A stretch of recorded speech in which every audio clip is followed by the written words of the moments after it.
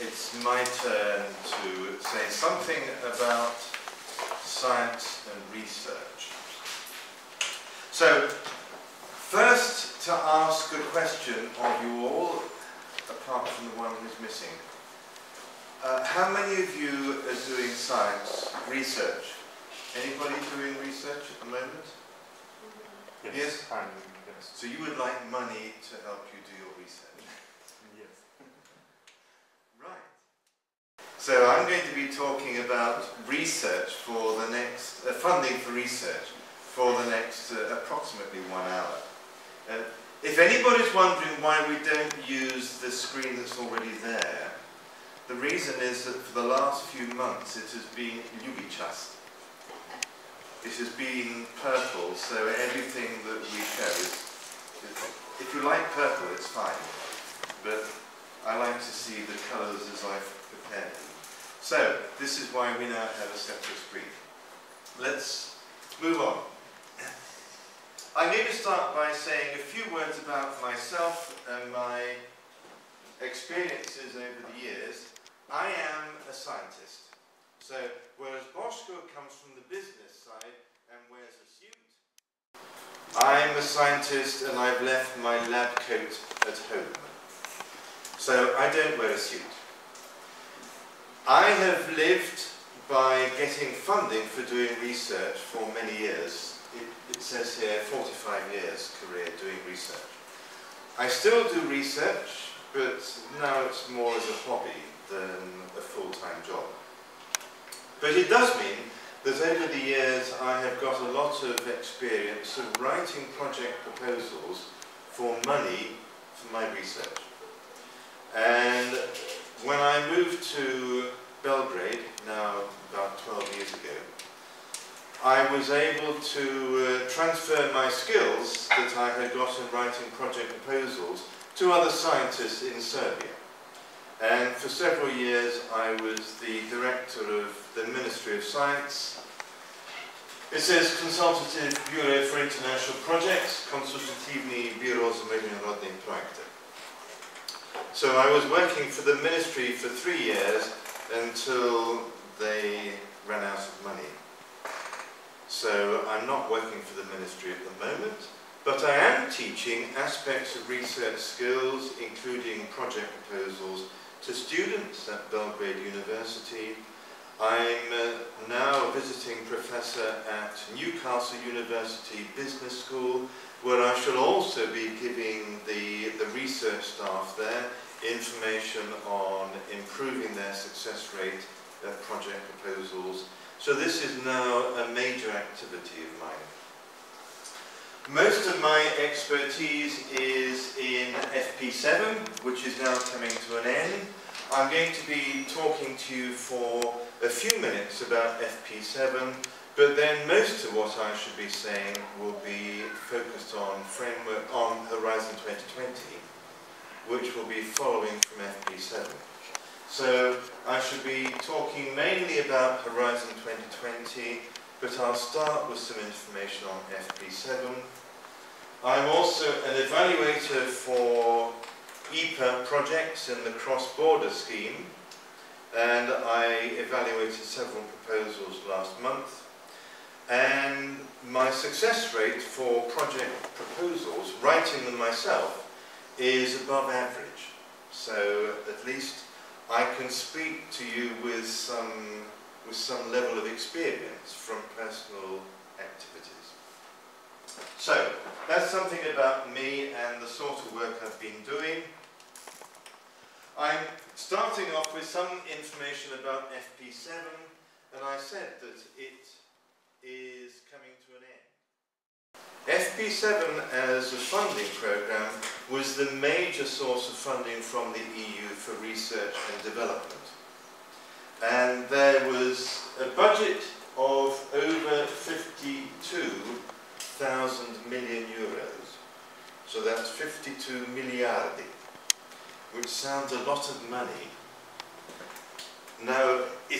lot of money, but if you consider the number of scientists around Europe who want to spend it, if you divide the number of scientists by the amount of money, it's quite a small amount per scientist. So what this means is that the money is very competitive. And therefore you need to consider a number of factors if you're going to be able to succeed with FP7.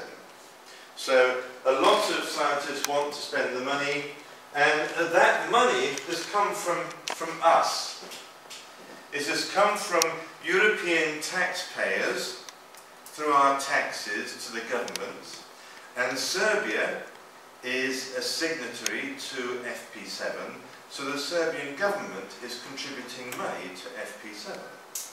And we're hoping, we're crossing our fingers, that it will continue to do so for Horizon 2020.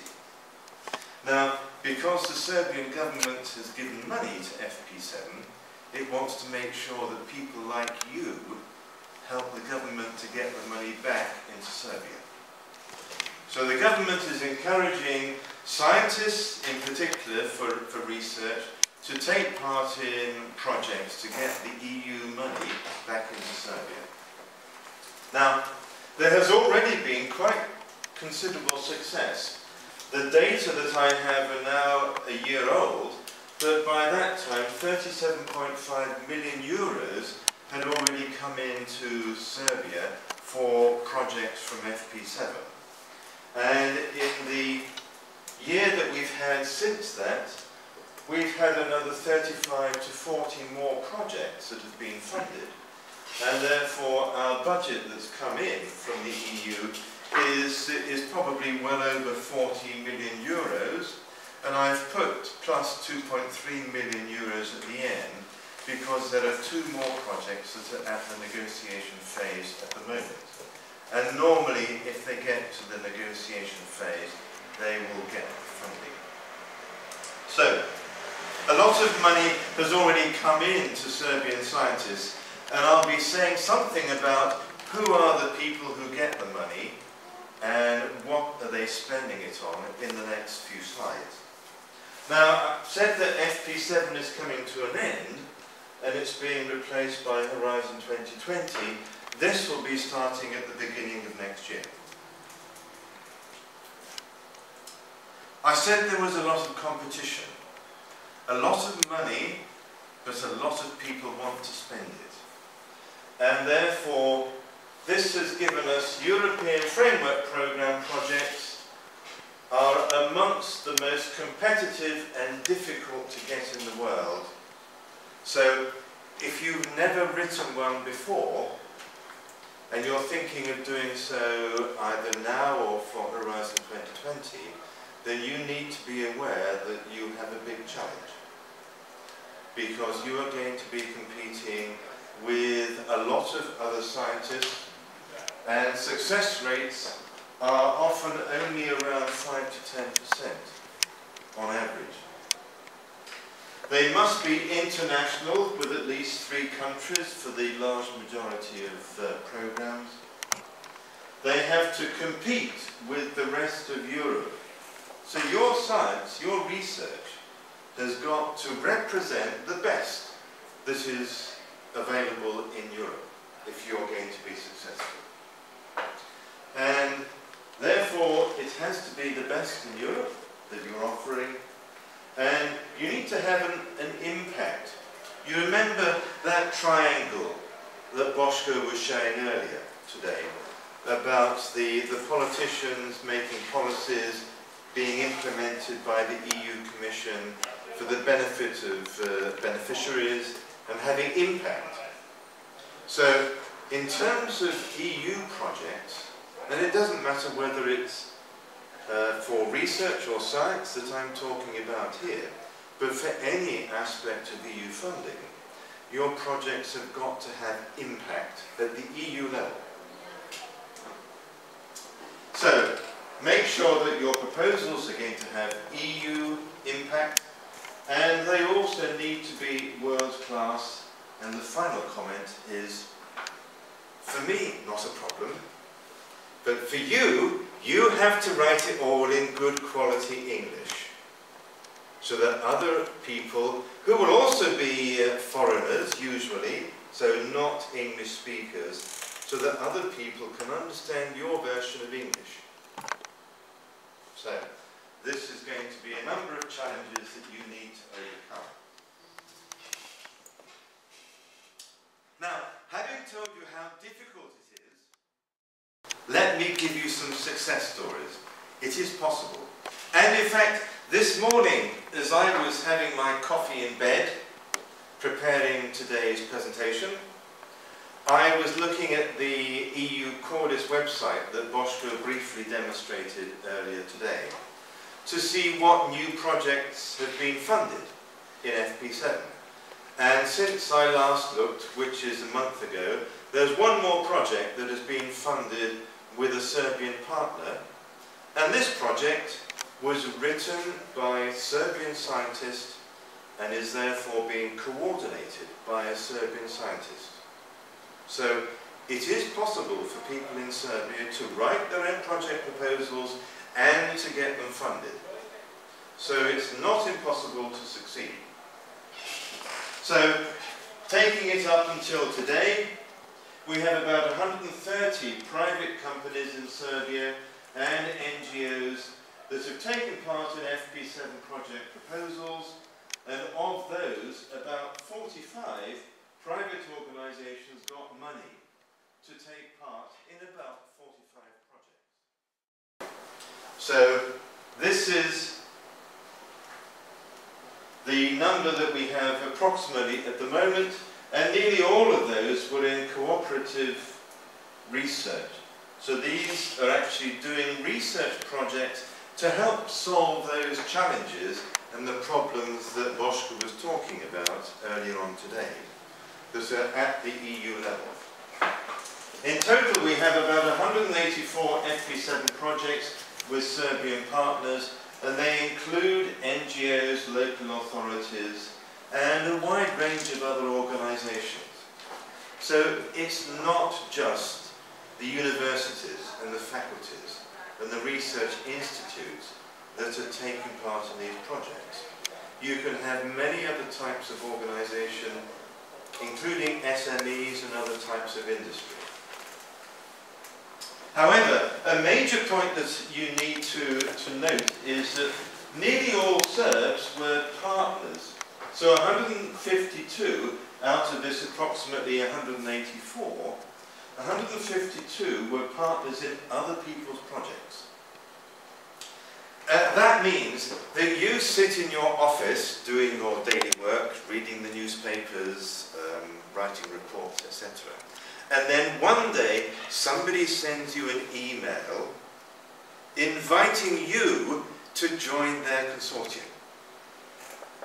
So that really is your target at the moment.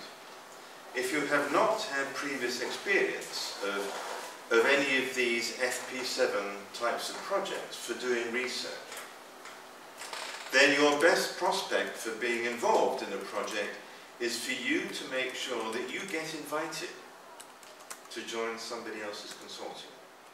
And I have a slide or two at the end with some advice on how you can do that. So, the majority of projects are with Serbs as partners in somebody else's consortium.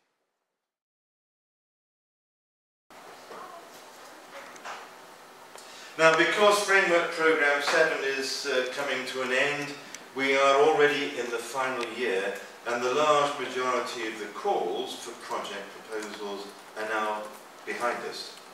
I'm only going to give a quick outline of what FP7 was about. And what I'm going to be saying here in these 4 parts of FP7, those features, those 4 components, are likely to be continued in some form into Horizon 2020. It won't look like that. I can guarantee that. I can guarantee that there will be changes, but these 4 basic components are going to be present somewhere in project proposals for Horizon 2020. This is where most of the money is spent. Cooperation, these are research-based projects. So when Boschke was talking about challenges that face Europe, this is where the money is being spent on finding answers to those challenges and those problems. So the majority of the money is spent here. These numbers from 1 to 10 indicate different areas of science. So you've got health, you've got agriculture, food, fisheries and forestry. You have nanotechnologies, material technologies, ICT. You have the environment, you have energy, you've got transport, social sciences and humanities. You have space.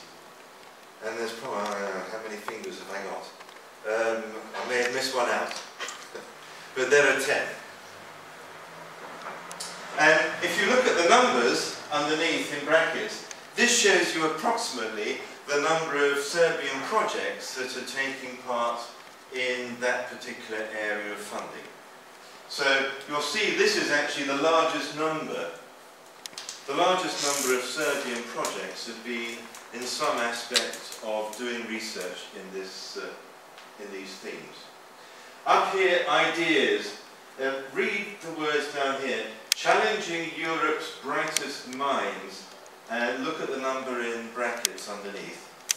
0. Now, these are ideas that are breaking new ground. So these are ideas for new areas of science that are likely to become important in the years to come. So it's not just money for your next experiment. It really has to be something different. And that is why there have not been so far any successes from Serbian scientists. It's not just a problem with Serbian science. It is extremely competitive. And there will be many other countries where that number is 0. So I don't think that we need to say there's something wrong with Serbian science. It just is a source of funding that is very competitive indeed. This is where I say, this is where the country's next Nobel Prize winners are going to come from. The people who get the funding for this type of research. People. This is a series of funding sources for developing human capacity. So it could be for individuals like each of you.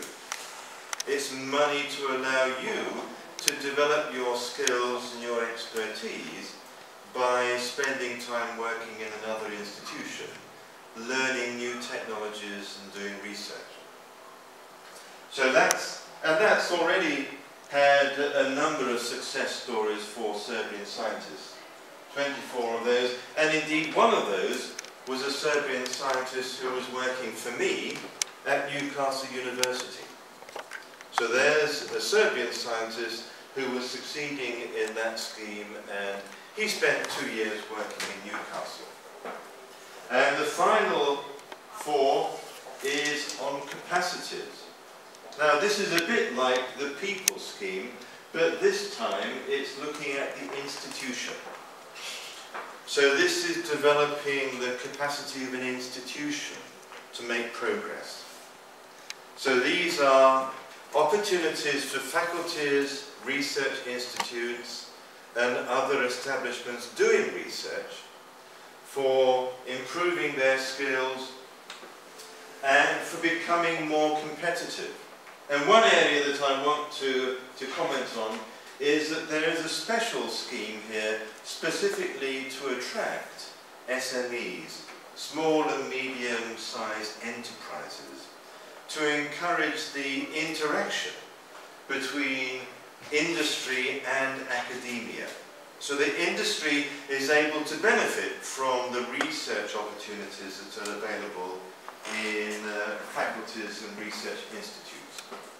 So those are the 4 schemes. I'm now going to show you those with some arrows. This is an arrow that goes down, and all the others are arrows that go up. Now, the reason for the arrows is to show you who makes the decision about the subject area that you are going to be working on for your project?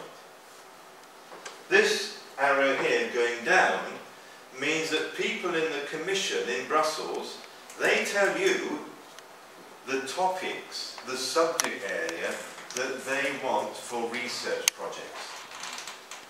So if your research area is not within one of those topics, then you have to wait till next year. Because not every topic will be available every year for funding projects. So that means that with regard to cooperation, and I think this is likely to continue into Horizon 2020, it means that you have got to be ready with your idea, with your potential consortium of other research groups around Europe, just waiting for your subject, for your topic, to be one of those projects that they will ask to be funded. So if you wait until that information is published, you may find that you're too late, because already other groups have put their ideas together because they expect this topic to be published. So this is very competitive, and you have to make sure that you are ready the year that your subject is one of the topics.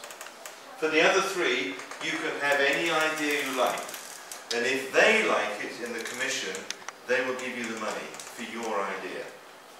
So that's the basic difference between them. Now, I said that other institutions, in addition to faculties and research institutes, can take part in FP7 projects.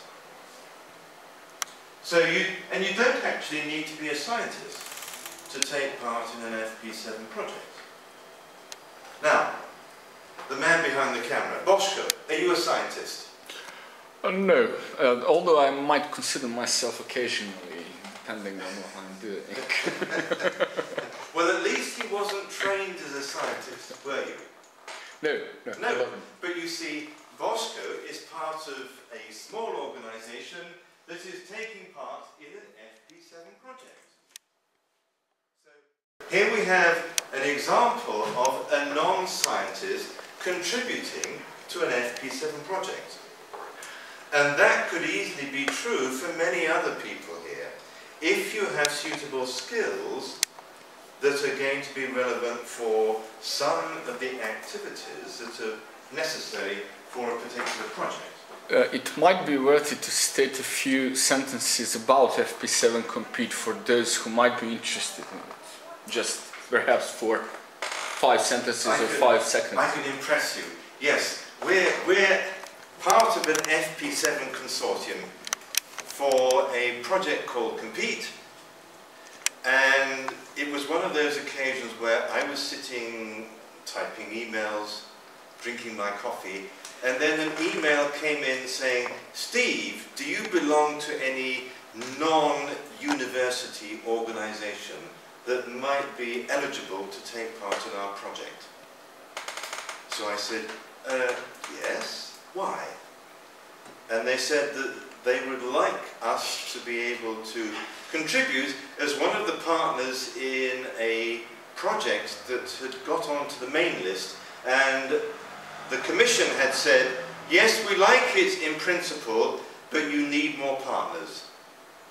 So there were, I think, originally 12 partners, and the Commission wanted them to spend 10% of their budget on including new partners. So we were contacted, can we do anything that's relevant for Compete?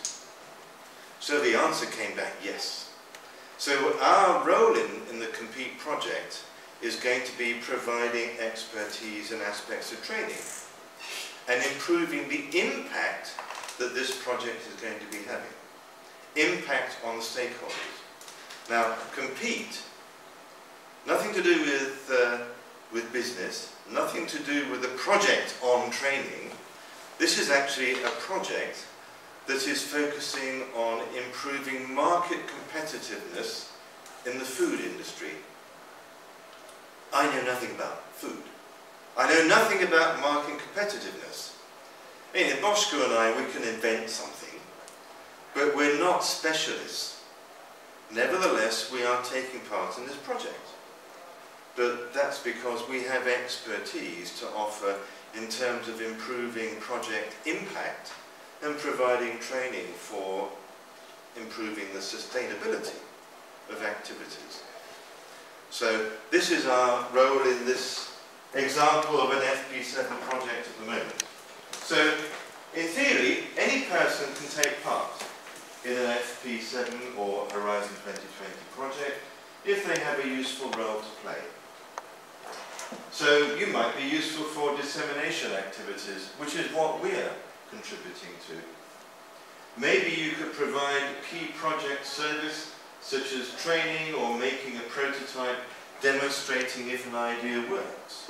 So there are many opportunities that you could have for taking part, provided that people know about you. And that's the key.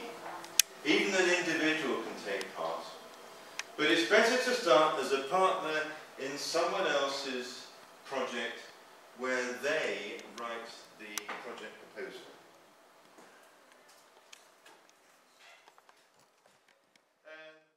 Boschko was talking about co-financing.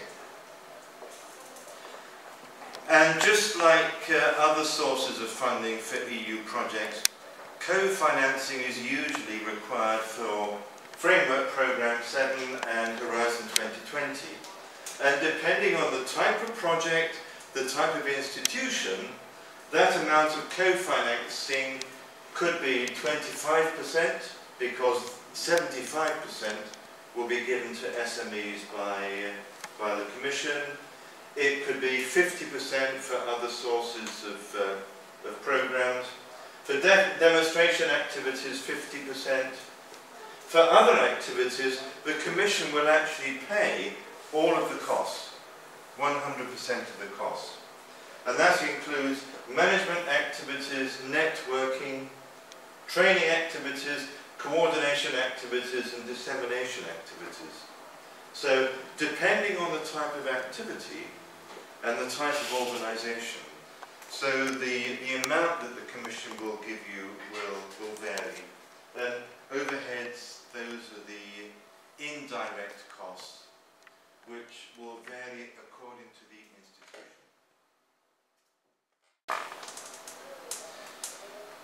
Now, who is representing a private organisation, a company, SME? Anybody here? Okay.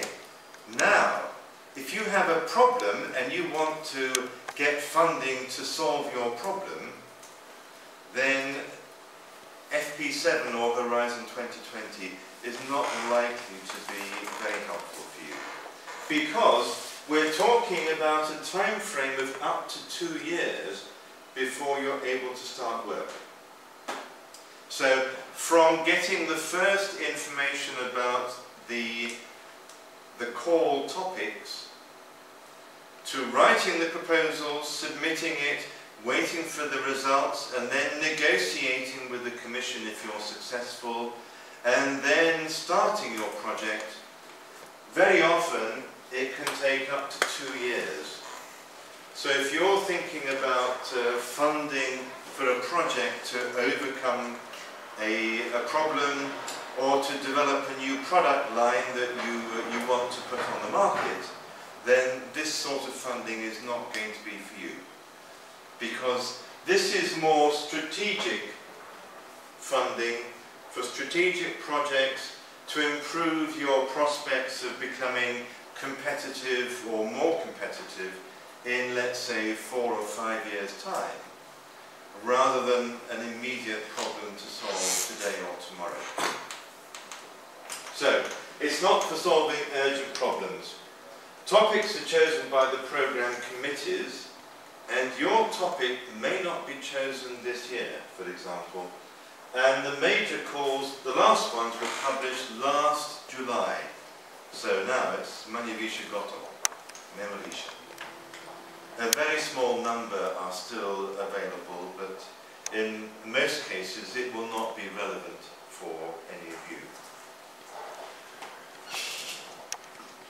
Now, this is one of the web pages where you can get information on what calls are available, and that will be on the information that will be handed to you on the memory stick.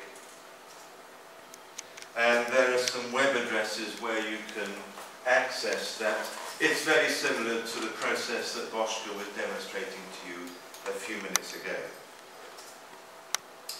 Now, to give you some idea of the small number of calls that are available, this was information that I downloaded last month. Now, since last month, I've actually coloured in red the calls that are already gone or too close for you to consider to be involved with. And even those that are still left, we're talking about a project next month with the call deadline. There's another call deadline that's less than a month away. There are a few more calls that are still going to be published, but the number is very limited. So effectively what you should be doing now is planning for Horizon 2020 if you're interested in developing projects and consortia. So, having mentioned Horizon 2020, I'm now going to give you some minutes with some information on what we know at the moment about Horizon 2020, which will be taking over from FP7 from the 1st of January next year. So, this is going to be offering something, in general terms, very similar to FP7, but the actual structure of the individual types of activity, the types of project proposal, is not available yet. But what I want to focus on are these three key areas of Horizon 2020: excellent science, competitive industries, and better society. Those are the three key pillars that are going to be the focus for the next 7 years, from 2014 to 2020. So I'm going to give you some more detail on what's going to be in those three areas: excellent science, competitive industries, and better society. All of the information that I'm going to be showing you now is available on this website.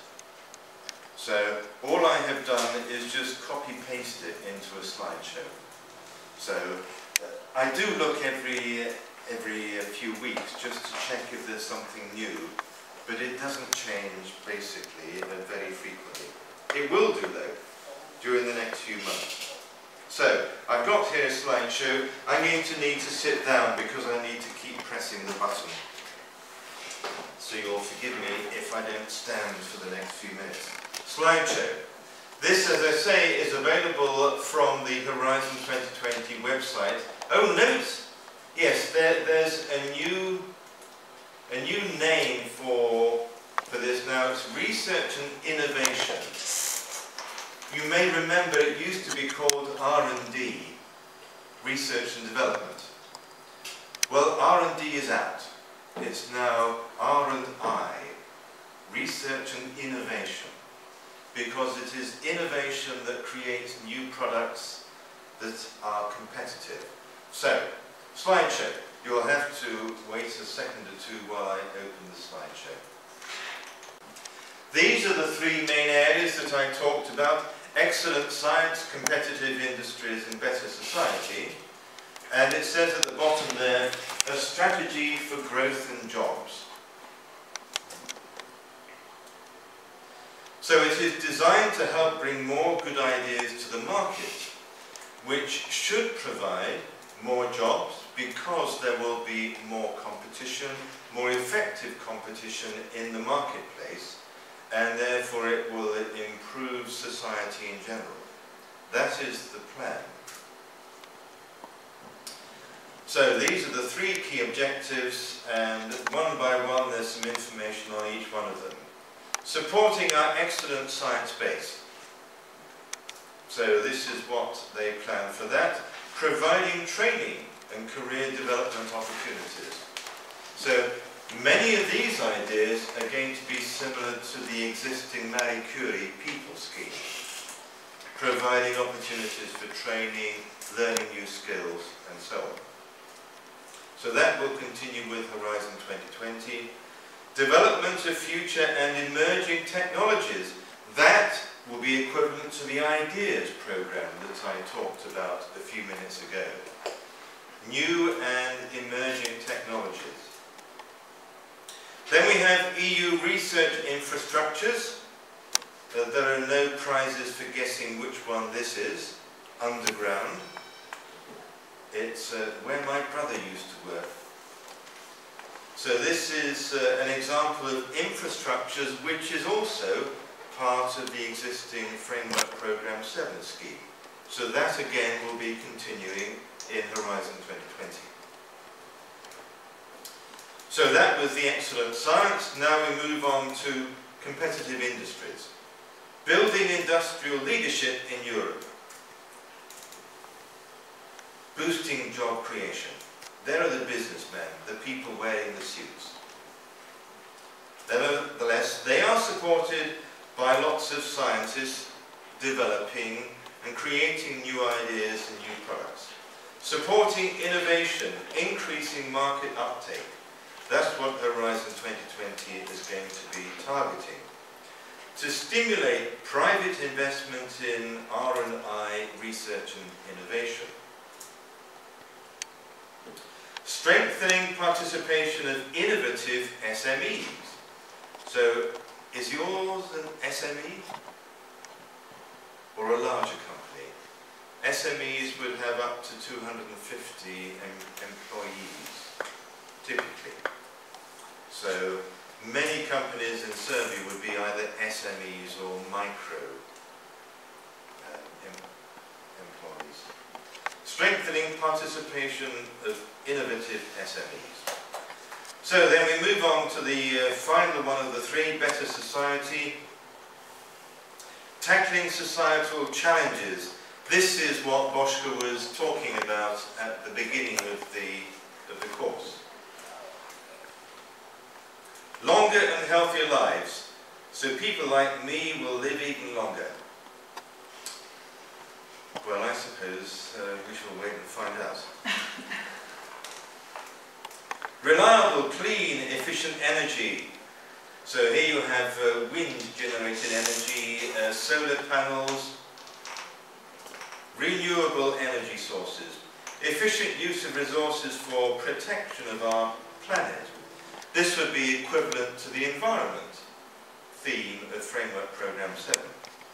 So that will continue with Horizon 2020. Then we have inclusive innovation and secure society. Safe, secure food supply. No aflatoxins anywhere. Well, you don't get them in bananas anyway. Or actually you might get them in bananas.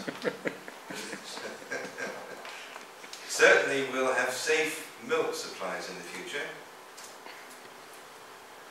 Smart green transport.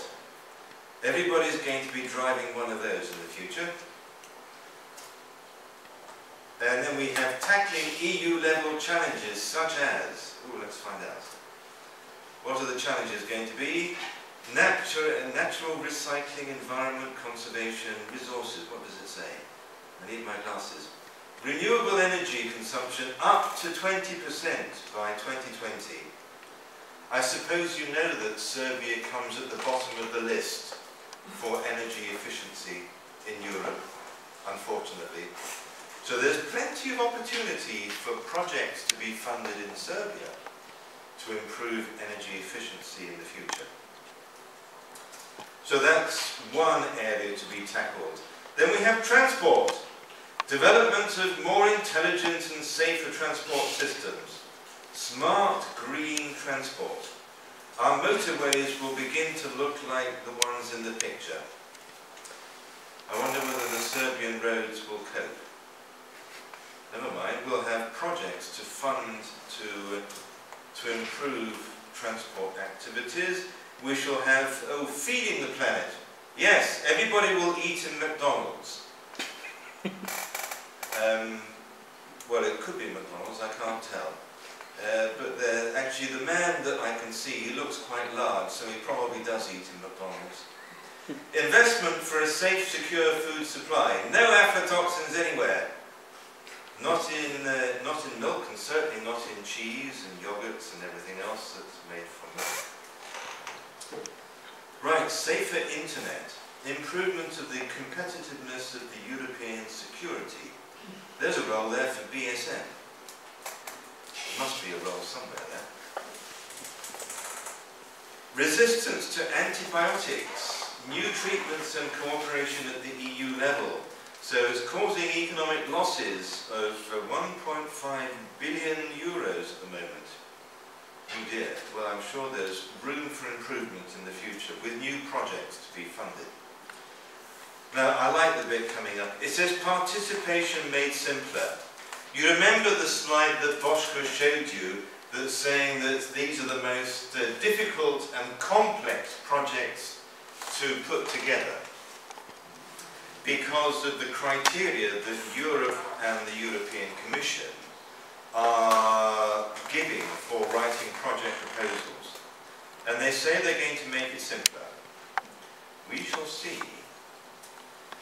Single set of rules for all participants, simpler funding rates for projects, easier access to applicants. Yes. Now, you realize what this means. Easier access for applicants means that more people are going to write project proposals. Now, if you have already a success rate of about 10 to 15%, which is true for the majority of the FP7 schemes, and they make it easier for more people to write project proposals, then what's going to happen to the success rate unless they provide a lot more money? The success rate will go down, because unless there's a lot more money and you have more people writing project proposals, unless the size of projects is reduced so that each is cheaper, then you're going to increase competition. So success rates will go down. Now, having said that, I do have some slides on the predicted budget, which I can show afterwards. So we have uniform evaluation criteria, easier grant management, simpler rules, well, simpler for Brussels, simpler rules for the Commission, fewer and more targeted audits. You still have to spend the money in the right way though. Completing the European research area, removing the barriers, a genuine single market for knowledge and R&I. And that was it. So this is something that you can look at if you want on the Horizon 2020 website. So I'm going to move on now to say something about the budget that is expected for Horizon 2020, and let's see what it says. Okay, now this was information that was available only last month, so this is now relatively recent information. This was what was planned before February the 8th. So this was the breakdown of the Horizon 2020 budget until the 8th of February. And if you look at the bottom line that's relevant for you, 77.6 billion euros. So that is certainly more than it was for FP7. They have, though, planned to combine some other funding sources that at the moment in FP7 are separate. So it's not going up from 52 billion to 77 billion. It would be equivalent to about 56 billion, going up to 77. Now that was before the 8th of February.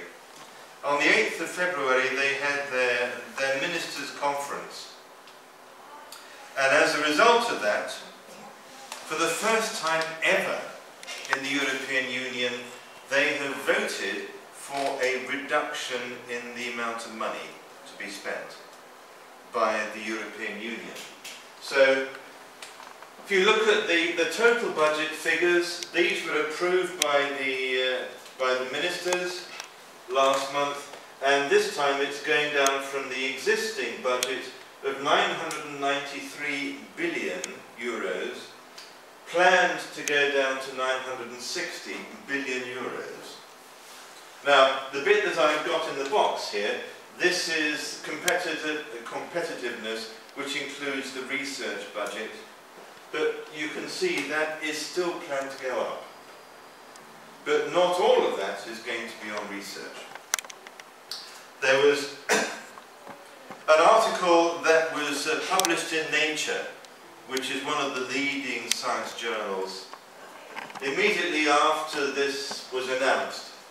And it said, Europe's leaders slash the research budget. So at this meeting on the 8th of February, it was announced that the budget for Horizon 20 was going to be reduced from the planned 77,000 million to, here it says 69.24 million. So if you compare that with the 52,000 million of FP7, add to that the other programs that will be part of Horizon 2020, add to that inflation over the last 7 years, then you find out that the budget is only increasing by, let's say, 10% from the previous program. Now, you'll see here it says 71 billion. There's been some negotiation, and in some sources you can now find that the figure has gone up to 71 billion, but this is still not the final figure. It still has to be approved by the European Parliament, and that is likely to take place during the middle of the year sometime.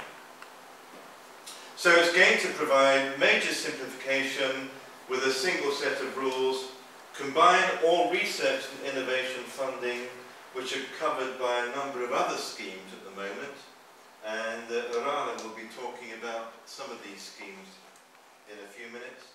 And those are the three major areas that I have been talking about.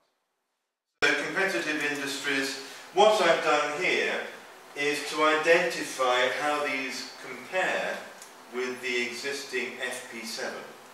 So this section here would be equivalent to theme number 2, which is KBBE, agriculture, food and biotechnology. ICT is still there. This stands for nanomaterials and processes. Here we have what would be equivalent to the health theme, energy, transport, social sciences and the humanities, and at the bottom that would be equivalent to the environment theme at the moment. So essentially it's all going to continue into Horizon 2020. Now this is the latest information on the timetable of what's going to happen. So at the moment, for the first half of this year, there will be a series of stakeholder workshops that will try to identify the major areas that will be targeted at the beginning of Horizon 2020. The final budget should be agreed by June of this year. If it is not agreed by June of this year, there is a risk that it will start late. Formal Horizon 2020 text will be adopted in the summer of this year. The unofficial draft work programs will also start to be available from the summer of this year, and the first calls could be later this year.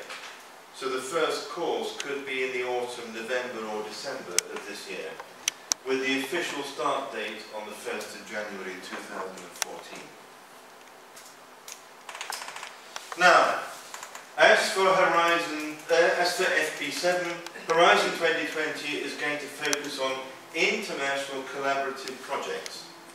So you need to have an international network of contacts, because you need somebody else to invite you to join their consortium at the moment.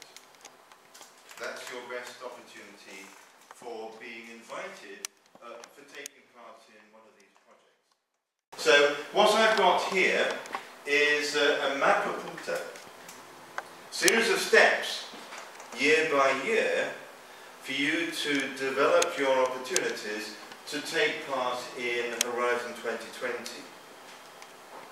So your target at the beginning should be developing your network of contacts, potential project partners, people who are likely to be writing project proposals and would be interested in including you and your organisation in a future project. Here I have an arrow on the left-hand side with a typical number of years. And depending on your existing experience, you may be starting at the bottom, or if you've already written project proposals, you may be starting further up here. But this is a suggestion on how you would develop. So, networking first, write a proposal for local funds for a small project, then proposal for a small bilateral international project, and the Ministry of Education and Science has a number of bilateral schemes with other countries around the world, providing relatively small amounts of money, but nevertheless useful amounts of money for developing bilateral international projects. Then you could write a proposal for EPA or another type of international project. Be invited to be a partner in somebody else's Horizon 2020 project. Be a work package leader to give you management experience in a project.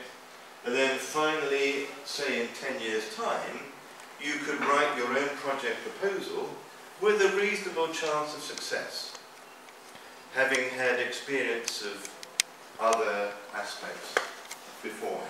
So that's my suggestion for you to develop your skills for the future. Now, in terms of, if you're an SME, how do other people find out about you to invite you? So this is a little survey that I did recently to find out how people who wrote project proposals that included SMEs, how did they get their SME partners in their consortium? And one of them said using the NCP network. NCP is a national contact points. Using the Cordis Partner Search Facility, there were 2 people. Using the Chamber of Commerce, only 1. Using personal contact, 6. Using an internet search, 8. And internet searches would usually be something like a website. So they would do a Google search for the subject area, the country, or maybe the city, or the type of organisation. And then they would look on your company's website to find out what you have to offer, and then if you're offering something that's relevant to them, then you may get the invitation. But it's clear that the majority of people use D&E, personal contacts, and internet searches to find out about their potential partners. So I would recommend that you concentrate on those 2 areas if you want to be invited to join a consortium in the future. So to finish up, I talked about national contact points. This at the moment is the list of national contact points that we have in Serbia, and each of these is relevant for a particular area. So health would be Željko Dukic, and information and communication technologies, Svetlana Bogdanovic, and so on. So you'll find those are the contact details for the existing NCP network that we have.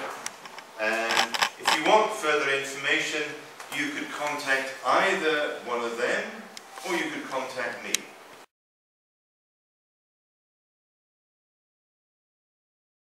And I've got an email contact address that you can use for me. That's it, Oscar. Sorry, Clark. Thank you very much, Steve. Now, what I would propose is On to Urala's talk, which will probably be much more relevant to most of you. Boschko's asked me to show you what a genuine project proposal looks like if you're thinking about something on R&I, research and innovation. What I'm going to start with, I'm actually going to show you very briefly the first page of the Compete project, the one that I talked about, that BSN is taking part in. And the only thing that I'm going to refer to that is the page numbers, which you can see up at the top here. So this is page 1 of 73 pages. So this project proposal is 73 pages long. And this consortium, at that time when it was submitted, there were 10 partners, and the Commission asked them to increase to the final number that we now have, which is 16 partners. So BSN is one of the extra partners that were invited to join the consortium after it had been put on the main list by the Commission. So that's all I'm going to show you about that particular project proposal. The one that I'm going to show you rather quickly is from the beginning to the end. This is one which I submitted in 2009, and it's called Drought Wheat, at least that's the acronym for it. It was submitted to the same funding theme as the Compete project, but you'll see at the top it says one of 121 pages. So my project proposal had 121 pages. And it came third on the list of projects that were submitted in this particular topic, but it got no money. So I came third and I didn't get any money. I was asking for 6 million euros, and 6 million euros was all they had to fund one project proposal. So it was only the project proposal that came at the top of the list that got funded. So although it got 13 out of 15, which is quite high and would normally be high enough for getting funded, for this particular scheme it got no money. So I spent about a year putting this together, and the actual writing was quicker than it would normally be. I spent only 6 weeks to type 121 pages, and I got no money. So that's life. It's like a visual. But you see, that was me working effectively 7 days a week. So I was doing this at home. I was working 7 days a week, and typically it would be 12 to 16 hours per day when I was typing this.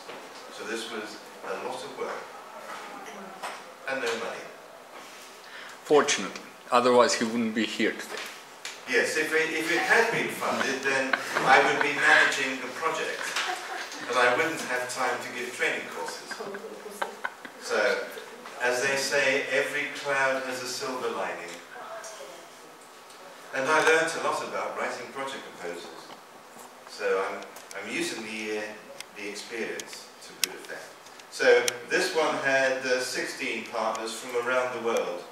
Australia, Mexico, Kazakhstan, China, as well as several European countries. And then we have background information, the scientific and or technical quality, the concept and the objectives. So a lot of background information with pictures, diagrams, pictures of Europe. Find Serbia is hidden there somewhere. Then we have, what's this? Oh, the price of wheat. wheat prices are going up, then this is how to improve wheat varieties, then more background information, and then we get to a section here which is describing the state of the art. See, this section here, progress beyond the state of the art. So if you're going to do research, you need to be familiar with what other people are doing in your subject area, so that you can say how your project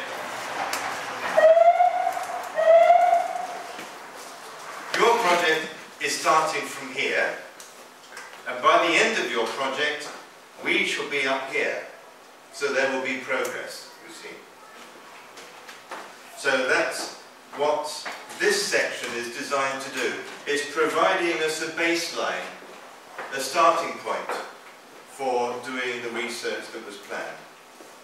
So several pages of this, and then we move on to the section where we describe the actual work to be done. Drought wheat, lots of references. You see, by the end of this section, I had a list of 91 references providing evidence for my statements. So this is all just background information, and there was a total of 91 references that I had listed here. Then this is the description of the methodology and this associated work plan to describe the activities that were proposed for this project. And there's, here we have a Gantt chart. You remember Boschko gave at the end of the presentation some information about additional information that you might be required to provide, like a logical framework matrix, PERT diagram, Gantt chart. This is a Gantt chart which indicates timelines for different activities during the course of the project. So that's that section. Then we have to provide a list of deliverables. When you get your project funded, you actually agree with the Commission in your contract to deliver something during the project. And this is a list of what we were planning to deliver as a result of getting the funding for the project. So there's a long list of deliverables, and this was going to be a huge amount of work for somebody, I've no idea who. Milestones, and then a description of the actual activities. So work package 1, management, and so on, work package 2, work package 3. I think I had 9 work packages with figures, diagrams, plans. There's work package 4, blah, blah, blah, pages and pages and pages. Putting in figures, information, just to show you what it says at the beginning of a work package. There's a list of all the partners who are taking place and the number of person months that each partner will contribute to that particular work package. So that's how the information is defined. And then you describe by writing what the activities are going to be.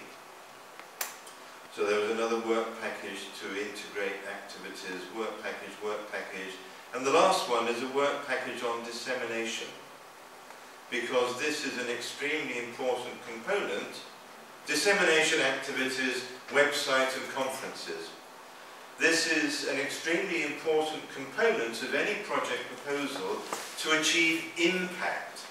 And impact was one of those key words on that triangle of activities that Boschko described earlier. So dissemination is going to be an essential component of any project that's getting EU funding. You need to disseminate the activities to advertise to stakeholders and others interested in your project what you have actually achieved, to make sure that you have the impact that the Commission is looking for. So that was the final part of it. Risk analysis, a list of all the risks that might occur. Risk management matrix to show that we have planned for problems and how to overcome them. Then we have a section on management activities, implementation, management structure and procedures. There are about 15 pages of management, Then we have how does the consortium fit together? Individual participants. So all of our 16 partners had one page of information about why they were important to include in the consortium. And this went on pages and pages. That's why it was over 100 pages. And then, what's this one? Oh, that's another partner, yes. Consortium as a whole, how they fit together. Now here's a table providing, I don't know whether you can see that, the text is a bit small. It's participant strengths, identifying why they should be included and what makes them a good quality partner in the consortium. Their previous experience, their Nobel Prizes, etc. Then we have, there's something here on the budget. That section is on describing the budget. Then a whole section here is on impact for your project. So there were 10 pages here of impact of different sorts. So this is just text and text. And then it finishes off with ethical issues and then consideration of the gender aspects. And here we have page 121. So if you want to write a collaborative research project proposal, that's what it's going to look like.